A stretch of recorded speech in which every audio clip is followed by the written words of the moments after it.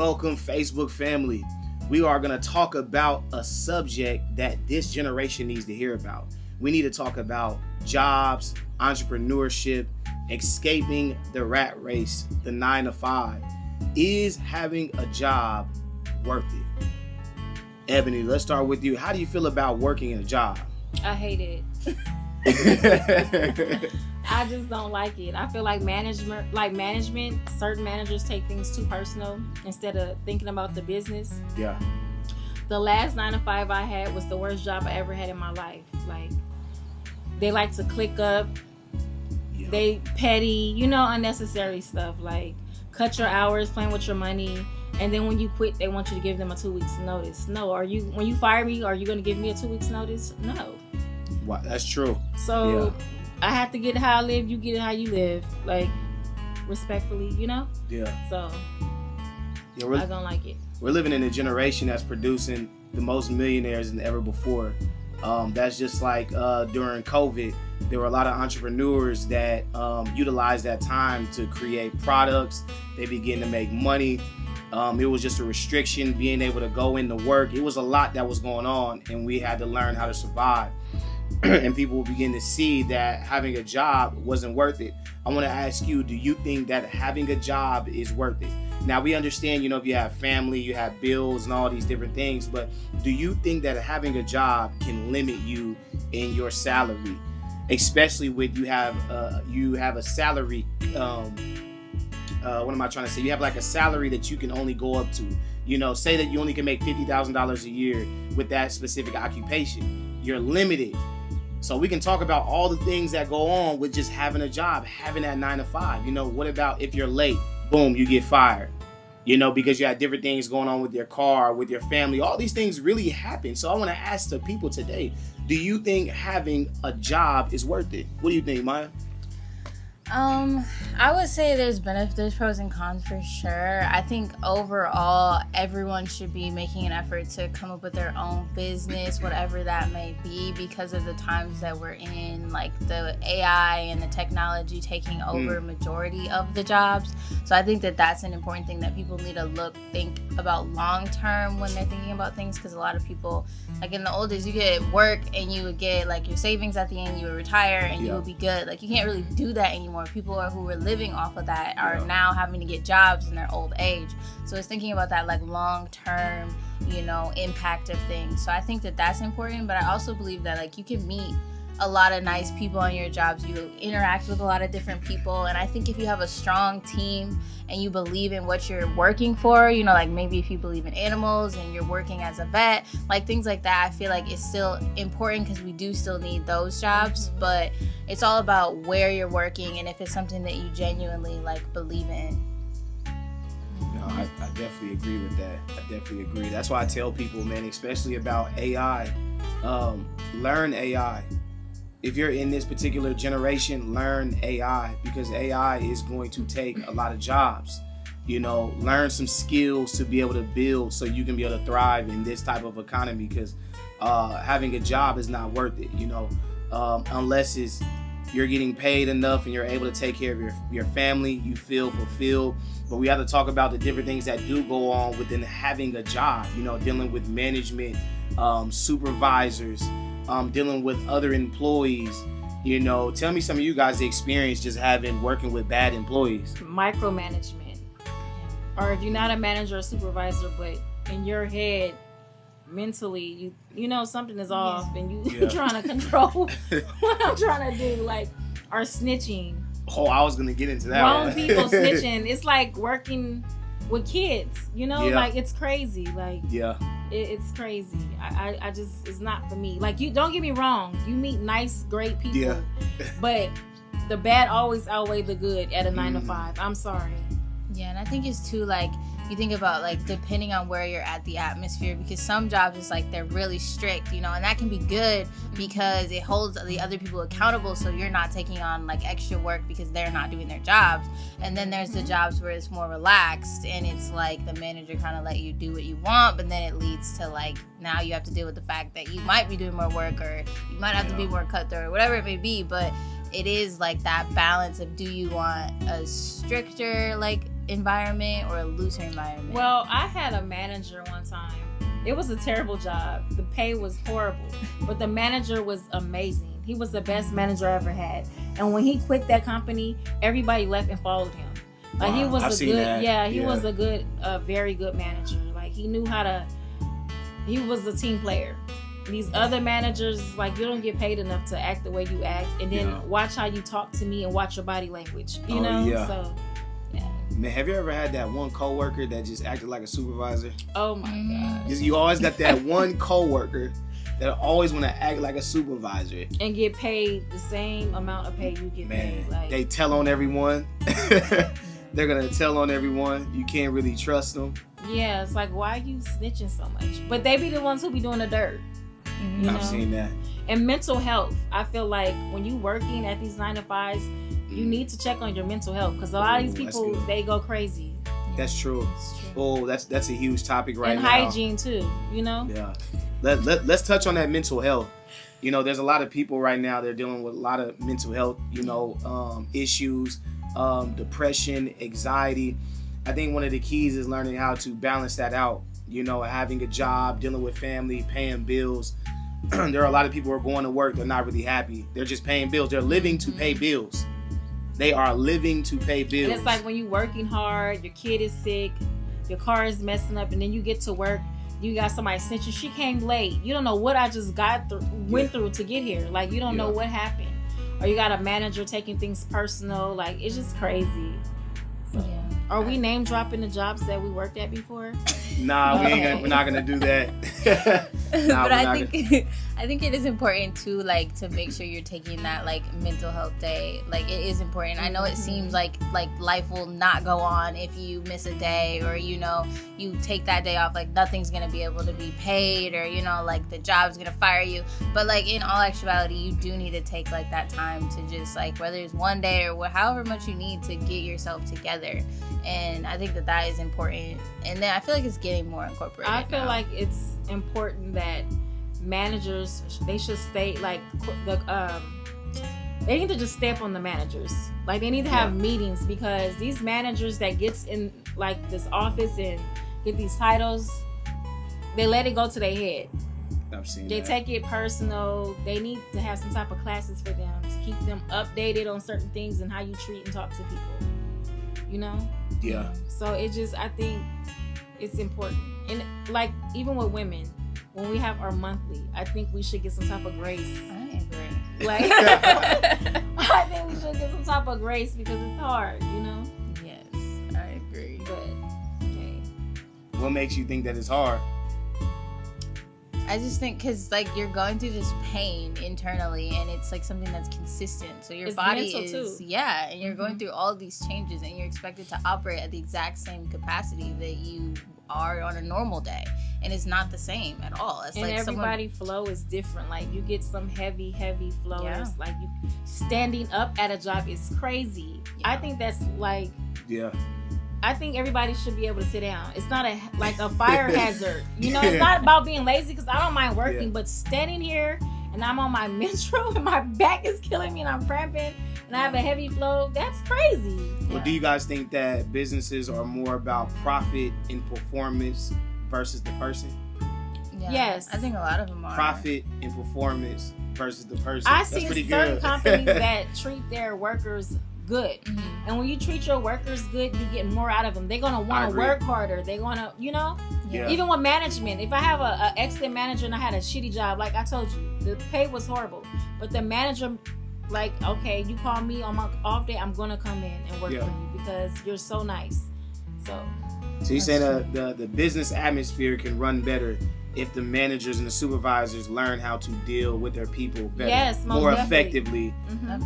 Okay. And I think it's like the pay too. I think that what they're expecting of a person, like they're asking you to give them your best and like all these things, and then they're paying you like no money for survival, and it can be very difficult because it's like, well, you're asking me to do this, but I'm not being paid what's worth it's that. not adding up. Yeah, so my bank it's hard. account looking at you kind of crazy, and it's like they're trying to squeeze this money like to save as many dollars as they can, but if they actually just put an extra $2 on someone's paycheck, you're like, overworked and underpaid. Yeah. Wow. Wow. Tell us some of you guys' experience in the comments section, like things that you've experienced on the job.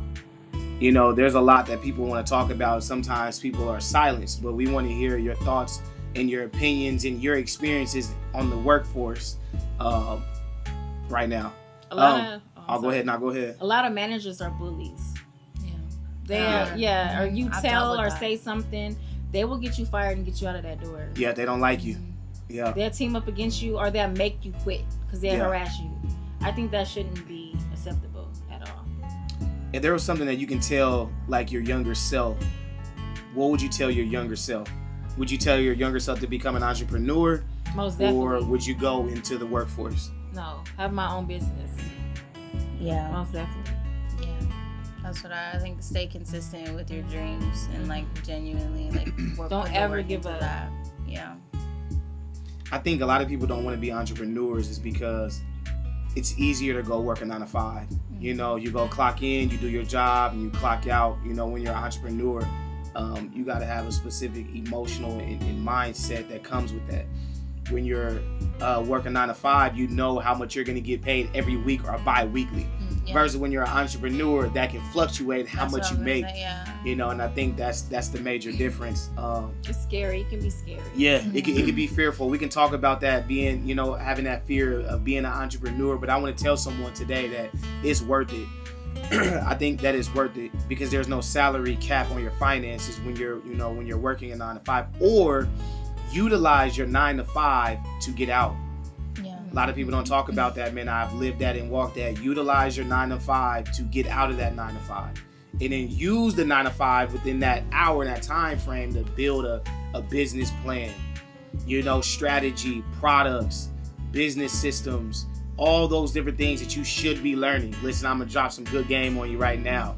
Learn business.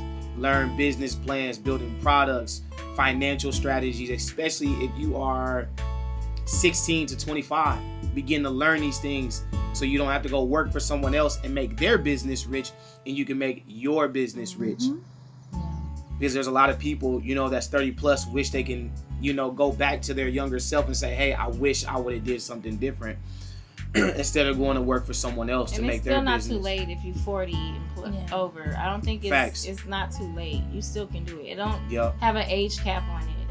That's true. I encourage anybody, if you find something that you love and you know you can make some money off of it or want to learn, do it. I agree. I definitely agree with that for those who are 30, 40 plus, because now you have the wisdom, you have the emotional intelligence that you have developed over a period of time versus someone who is a lot younger. So I definitely agree with that. What would you tell your younger self? I would definitely say, like, just like a thing in general for everyone is like making the connections. I think it's so important in life that you can utilize meeting people. You meet all these different people, especially in the beginning years of your life when you're getting new jobs and you're experiencing all these different things, and you meet these people. You can utilize those connections later in life, you know, and it's really important because the more people you know, the more you're able to reach a different level that you might not have been able to if you don't have anyone. You have to do it yourself. So I think it's really important that, like, meet people, talk to people, make the connections, because you never know later, like, this could be someone who wants to invest in your business or, you know, whatever it may be, or you can help them in some way. So I think it's really important. That's something that we, like, lack and don't really think about is, like, just meeting the people. Like, take where you're at and use that as an opportunity to meet people and develop connections. Networking. I'm going to ask a controversial question. Is college a scam? I think it is. It can be. Yeah. I think so. Yeah, I think so. I want to just be honest. Yes, it is. Yeah. And they make you pay all this money. Yeah. And then when you, like, in your 30s, you still paying on it. Yeah. And you can't get ahead because you got all these bills. Yeah, it's a scam. You don't have to go to college. Some of the richest people in the world don't even have a high school education. So it's all about common sense. Financial literacy is key. Financial literacy is key. I heard a wealthy person say one time, I didn't need to go to college, but those who I hire go to college. Y'all get it? Because I built my company, now the college graduates can come work for me. Because I knew financial literacy. Now, I think if you have to, like, if you want to be a doctor, go to college. Right. Yeah. Being A lawyer, go to yeah. college. But A nurse. Yeah. Right. But if you go to college and you don't do anything with your degree, what was you doing? Wasting money and time. Yep, I've been there. Yeah, so that's crazy. I would say college is, in 2025, is a scam. It is. Because you could become wealthy without a college degree. Now, if you want to go work for corporate America, you know, or a bank or something like that, then they're going to require you to have a degree, you know, business management or have a degree in finance. So working for corporate America and you want to climb that ladder, definitely. But if you understand business systems and strategy and have financial literacy skills, I mean, you can build anything. You know what else is a scam? What? Real estate. To go to real estate school. Oh, real estate school. It's okay. Because you can sell property, a house, without your real estate license. That's so what true. am I going to school for? So do you think that you still need some type of financial education? I mean, if you have the intelligence and you smart enough, you know how to read, you can, you're fine. Tell us in the comment section what you think about that. Tell us what you guys think that is going to real estate school a scam, and is college a scam? I honestly, like, really controversial, think that, like, school in its entirety is a scam. I think, which is kind of, I'm, like, thinking about it. I don't think college is that bad, honestly. I feel like kindergarten up to 8th grade, you should be done with school. Yeah, I think it's what they're teaching in there is the scam. It'd be different if they were teaching you, like, how to survive in life, you know, and credit, business things. credit, all that. Yes. Like, they don't gardening, teach you know, life skills. Yeah, exactly. They don't teach us about taxes.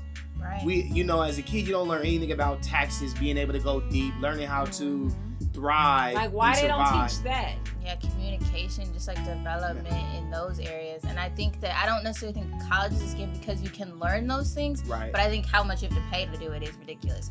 But I believe that they should start incorporating those things in younger school, and you're able to, like, pick more what you're interested in. It's not everybody's learning math and it's this exact same math and you're forced to be in this one spot. Like, I get you need to know the basics, but there should be more broadness in elementary and middle school because you're still developing. You still have dreams. You still have an idea of what you want to do with life, and you should be able to branch off into that at a young age. Because I mean, there's little kids who become like prodigies at like 5. It's like if you really nourish that like dream from a young age, it can really like develop them so much more. Wow. So let me ask you guys this question: do you think it falls on the system or the parents? Both. I think parents definitely should be educating their children, and that's something you shouldn't be learning everything from your school. And but what about the parents don't know? Then what? Well, they should learn. If they're gonna have kids, there's a certain amount of information you should know to teach your kids. And I think that, you know, teachers can only do so much, you know, with the amount of time that they have. And I think we should cut our teachers a little bit more slack. You know? And then I think homework is bull. Like, I think, I think it's extreme. I think it's like some of it, if it's too much. Yeah, because sometimes they overdo it. Like when I was going to school, I was in like all these different like extra credit, like AP courses, classes, and it was so much that it was like I can't even like learn if I wanted to. Versus just like the basic materials you learn and you can like practice it. You don't even have time to like for your brain to breathe. Like, right. This is why people go crazy. Yeah. So let me ask you guys this question: what topics should children be learning? I think like gardening, I think like basic life skills. If everything hit the fan, we should know how to build a shelter. We should know how to garden. We should know how to survive. We should know what you should eat, what you shouldn't eat. Yeah, like how to, you know, all bake those bread. things. So survival skills. Yeah, they took home economics away, didn't they? I think they did. Yeah, I think it depends on where you at though. But yeah, I think they did take that away though. Yeah, I would say those things for sure. Cooking, you know, creating, building, all of that stuff should be stuff like that you need to know. Like how to work on a car. Most people don't even know, you know, like stuff that you can... that's for trade. Yeah. That's more of like trade schools. You know, they teach you that. Yeah. Yeah, I definitely agree with that. Cause they do have trade schools where you can go learn, you know, different trades, becoming like a mechanic, chef, multiple different things, you know, but that it is a lot of money. It is a lot of money.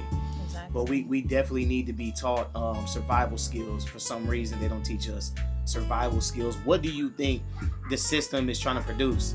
Like, what type of people do you think? Minions. Yeah, like Slaves. ants. Yeah, like it's Yeah. crazy. Literally, like that's That's all why that it's everybody for. dies so young. Yeah. I seen this story where this lady, she was working every day, 7 days straight for some months, and she said, I think I'm gonna say her name is Netta. I think I seen that on Yeah, TikTok. Yeah. Netta need a nap, or Netta needs some rest, and she took a nap and never Yeah. woke up. She Yeah. overworked herself. Like, that's crazy. Yeah. I And they seen should that. be teaching that too, the importance of upkeep of your Resting. body, like Yes. health. But what about if eating. people are in situations where like they're forced to work? You know, they have to take care of their kids. That's crazy. Yeah. You know, they take care of their kids. They have bills. They don't have that help, so they have to go out there and they have to work and they have to slave. Yeah, but if we started incorporating it from a young age, we could like stop it there, and then Okay. jobs also, because of where we are today, should take accountability of that and give you a day off, whether it's a paid day off or whatever, you know, at least 2 to 3. That's why they have Or like if you pay young days. But and you starting off your own business and you do have your family, your business is still going, you can always leave that to your kids. Teach them the business. That's Teach true. them. And even if they want to do it or they want to go out when they get older and get their own business, they have that education. They know Yeah. the business, you know? So, That's generational wealth right there. Mhm. Being able to build businesses and being able to pass it down to our children. and I think- land. I heard Trump supposed to be stopping, like, you can't inherit land anymore. So when you do buy Yeah. some land, put your kid's name on it too. Yeah, I heard about that. Yeah, being able to pass that down to the children so they can be able to learn how to work land, There's work ways business, you around know, all these different things, you know, for the future generation is to learn and to grow. But I think like most kids, like myself who grew up in the inner city, we were more focused like on partying and having fun instead of learning The latest shoes, the latest clothes. shoes, Jordans, all that stuff, you know, versus learning like survival skills, meaning like learning about cooking, all these things. We weren't really taught that, you know, growing up in the inner city. I did not personally. I feel like you can still use that if you nourish it properly. Like if they like shoes, teach them how to create their own shoes, you know, like Right. how That's to good. paint them, how to, you know, they'd be doing the little Crocs, and teach creativity. Like take Ooh, what they that's good. like and make Yeah. it into something that they can produce money from, you know, and create a business stream from a young age. Oh, that's so good. Creativity, you know, people or children or the youth having creativity and being able to turn that into a business. We're not talking about people just, you know, building wealth, but just being able to have like a stream of income coming in from their own creativity. It's something that the education system will never be able to produce, is having the youth or the children being able to produce from their own creativity, you know, versus you have to go to a job, you learn, you train, and then you learn how to make other people money, but you never learned or was trained or taught how to make your own money. What you think about that? I think that's important. I think it's too, just like we were saying before, that they need to teach like finances in school. They need to talk about credit. They need to talk about, you know, if you're going to start a business, what you need to do, like the steps that it takes in order to do that. But I mean, they're not, because they need people to work Even for their at home companies. for our parents, like, to teach your kids business, start off with a small, like, a candy house or something. Yeah. You know what I mean? A lemonade stand or something. I remember growing up, people having lemonade stands. I think they got away from that stuff because of things that was going on. You know, people selling lemonade. I only can talk about where I'm from, but I know there was some bad things that was going on with people selling lemonade, so they had to like remove that stuff. When I was growing up, everybody had a candy house. We had candy houses in the hood. And then selling candy, like, Yeah. my parents used to go to Costco's or Sam's Club, buy us these big things of, like, candy, different candy, and we used to Yeah. sell them at school. So Yeah, we did that. I got in trouble. Really? Yeah, I got in trouble for selling Skittles and Baby Bottle Pops. Y'all remember Baby Bottle Pops? I got in Mhm. trouble for selling those. I But don't think kids should get in trouble for selling that. I think because I can't remember what they were talking about. You need some type of license or something like that. I can't remember. I think they was Selling thinking that we candy. was going to be selling other things in our backpack. Yeah, like, Yeah. so I think that's a great idea to start off. Man, let's ask this question. Is this generation happy? Are people really happy now? I think this generation, the new generation coming up, Yeah. they don't give a.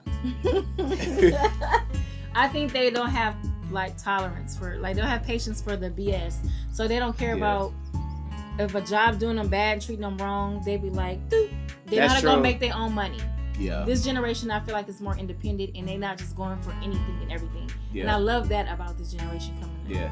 So they're not gonna be on no job 40 years. No. Going through hell They and be high like, water. They're like, deuces. I found you. I can go find another job and another one. And matter of fact, I can start my own business. Or some people have 2 businesses and still work. Yeah. You know, so I like this new generation. Who has done this? This is so funny. I want y'all to talk about this in the comment section. Who's on a job looking for another job on their phone? Me. You sit there scrolling looking for other jobs while you sit there chilling on your job. Yeah, I don't have patience. I never had patience to take somebody crap. Like, who you talking to? So I just feel like everybody needs to learn how to be respectful and nice. It's okay to be kind, you know? Yeah. That karma come back on you. Not just that, just like, why? I wouldn't gain anything being mean to you. I don't think it's funny. I don't gain anything being petty with you. So, yeah. Do you think that people are happy, not just within the job arena, but what about like just personal happiness? Do you think this generation is happy just personally? No. I think that they're searching for it though. I think they're really like looking for it in a lot of different areas and a lot of different avenues. But I think collectively, no. I think all the generations, like you can tell, even like certain managers at jobs that have been there for 40 years, they're miserable. Mm-hmm. Yeah. They come to work. I think they're so like miserable in their own personal lives, so they come to work to make everybody else miserable. Wow. And even with Karens, Yeah. that thing with Karen. Uh-oh. I met Shout a out to Karen. Karens. Yeah, I met No, I a was just Karen kidding. before, and she told me, you know why we're Karens? Because we don't have nothing better else to do. That's miserable. Yeah. Misery loves company. Mm-hmm. Yeah. Like, mind your business and drink some water. Go plant a tree. Like, And I feel like maybe that's passed down too though. Like the older generation is unhappy and they're passing that down to the younger generation. I feel like we are more like full of like joy and like really like energetic, but I feel like it kind of gets like damped on. Bitter. Yeah, because you can do more. You don't have to go to college. You don't have to do it. Like you can get away with just like doing what you want to do. They And they're worked like they worked until they had so much wrinkles.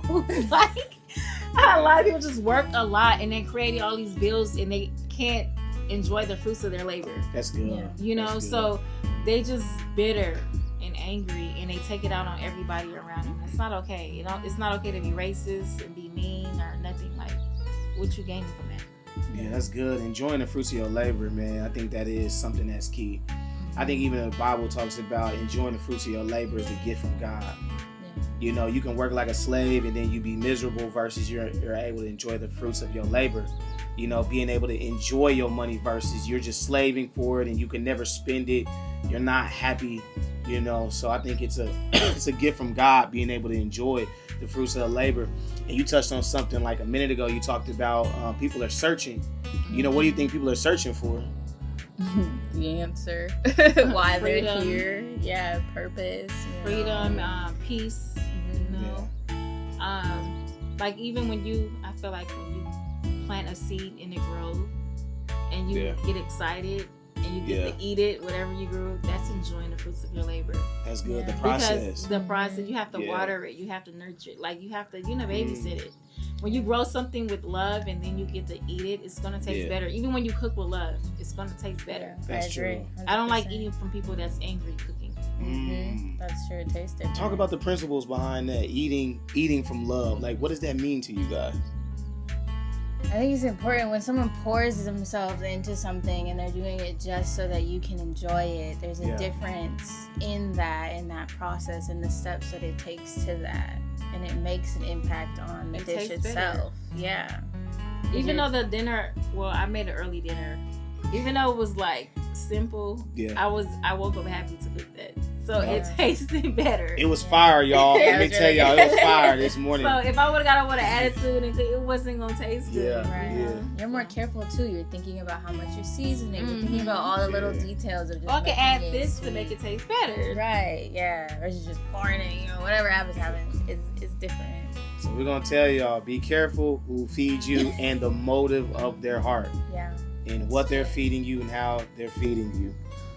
Also, too, like we're saying, like what they're searching for. I think it's like connection, which I feel like is limited because of the internet and like, you know, how everything is digital and online now. I feel like humans are like still kind of searching for that like personal connection that they used to have. Like I feel like back it's before. a big disconnect. Yeah. Even with communication, because everybody's so used to looking and texting and typing. Yeah. And when it's in your face, you don't know how to react with it. You don't know how to communicate. Everything's just good over texting and over the internet. Yeah. But when you're actually in my face, what's up? Like, it's like the confrontation. Like, you don't it would just cap. I don't know. Like I'm just selling. You know, I don't know. I think it's easier to text somebody. Yeah. Man, I want to go back to the days when I was a kid and nobody had cell phones. We were able to like find out where everybody was because everybody's bikes was out there in front of someone's house. Them was the days. I know this generation might not know nothing about that, but I come from a generation before the phones, when people were able to go down the street or a couple blocks away, you know where everybody was because all their bicycles was out there. Them was the good days. Then as time progressed, and boom, here came MySpace, which y'all might not know about that. But we used to be outside playing so much. We'd drink water from the water hose. Yup. I miss those days. We would not want to go inside because when you can't run in and out the house. So you stay in or you stay out. Yeah. Man, them was the good days. But you got to go inside when the street lights come on. Yup. I remember that. My granny used to be like, y'all come in the house now. To come outside. Them was the good days. Yeah, this generation is more, digital. Right. We're digital. We're Video online. games. It has its benefits, being online, because you can connect with people all across the world now. So it has its benefits. Yep, it definitely has its benefits. We had talked about searching. Do you think this generation needs to learn like fulfillment, like what brings them fulfillment? Because if they're fulfilled, now they're gonna find their happiness. They're gonna find their peace. So do y'all think like a key thing is being able to find what fulfills them as a human being? I think it's no age on that either. Everybody needs to find that. Yeah, because once you find that, you're a more happier person. Yeah. Mm-hmm. And I think too, like it's difficult with like what is presented as happiness in today's society based on the internet and like social media is kind of misguiding people on what they're searching for, whether it's the perfect romance or the perfect, family or whatever it is that people are presenting as like the actual key, and people begin to chase these things and then they realize like no, that's actually not it, or like the followers and the likes, like it's misguiding true, genuine like happiness and fulfillment. Yeah, I think that's one of the keys that I would want to leave with our viewers is definitely learning what brings you fulfillment, because everybody has something different that brings them fulfillment. Like for me on a personal level, what brings me fulfillment is what God put me here for. What God put me here for, that's what brings me fulfillment. No matter a good day or a bad day, it doesn't matter. As long as I'm producing what God want me to do, that brings fulfillment to me. So what is something that brings fulfillment to you guys? I would definitely say like the simple things in life for me, like a cup of coffee or like a cuddle with my cat or watching a good show or talking to like family, just having those little moments I feel like bring fulfillment. Like God too, of course, and reading the word, but I just feel like that is like it's in the simple things and the little things, watching the sunset or whatever it may be, but there's a level of fulfillment in just realizing like the grandness of it all. What brings you fulfillment? I like to get up. First thing when I do in the morning when I get up, I like to pray. It helps me set and starts my day. Like anytime I come across something, I feel like, I'm not super religious, but I feel like praying. It helps and it works. It helps my day. That's good. Because I know how to handle things better. Yeah. I won't just be quick to jump off because sometimes it's not necessary. Sometimes it's important to ignore, not to interact with craziness, So praying and just like enjoying the fruits of my labor as That's well. Good. Yeah, definitely. I also want to say what brings me personal fulfillment is seeing people around me happy. Being around family, seeing family happy. So as a man, that's definitely a high priority on my list is to see people around me happy. I'm fulfilled when I see people smiling around me. So one thing I want to leave with our viewers, and our YouTube family is find something that brings you fulfillment, things that make you happy. So we want to thank you guys for tuning in. Yay! See y'all for another episode.